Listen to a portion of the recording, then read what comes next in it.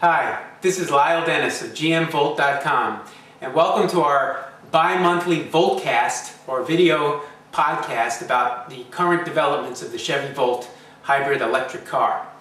Over the last 2 weeks we had a lot of interesting developments, as we usually do. At the beginning of that time frame, we first found out about the initial test drives of vehicles that used an engine called HCCI for homogeneous charge compression ignition engines. These are new and unique engines that don't use a spark plug, but are able to combust the gasoline through pressure and compression of the fuel. This increases fuel efficiency by 15%. We thought this was a wonderful new technology that General Motors is the first in the world to exhibit, and I asked Tom Stevens, who's the Global VP Powertrain of Global Powertrain of General Motors, whether this particular technology might be used in the Chevy Volt.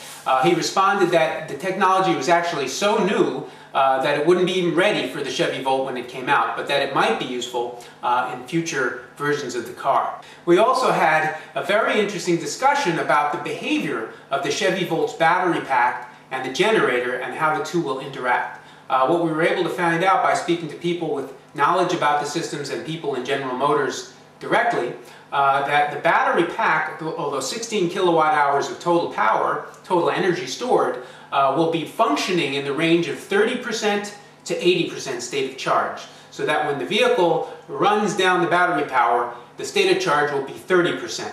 That's the point at which the onboard generator would kick in. And the idea would be that the onboard generator would actually just generate enough power to keep the state of charge at that 30% level.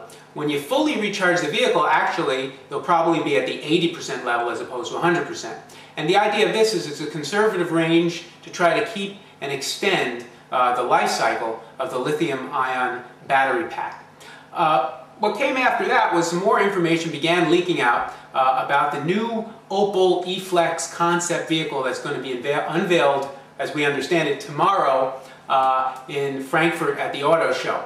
What we know so far is, that's been leaked on the internet anyway, is that the name of the car will be the Opel Flexstream, and that the car will use an onboard diesel generator as opposed to a gasoline generator, as diesel fuel is in much more widespread use in Europe. We also have some initial pictures of the car which show it to be a box hatch-shaped vehicle, very exciting looking. So we look forward to hear more about that tomorrow when the car is officially released.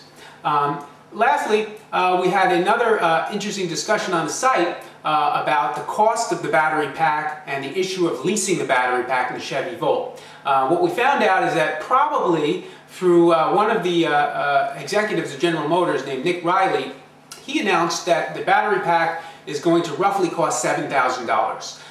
We're not sure if this is an exactly accurate number, but it's the first time we've heard a number placed on the battery pack. We know that the goal is a $200 per kilowatt hour eventual goal for the lithium-ion battery, which would be roughly half the price of what the pack is now.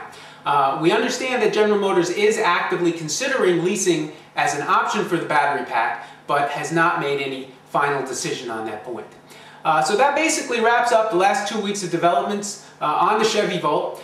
So we'll see you in 2 weeks again, and see you on the roads.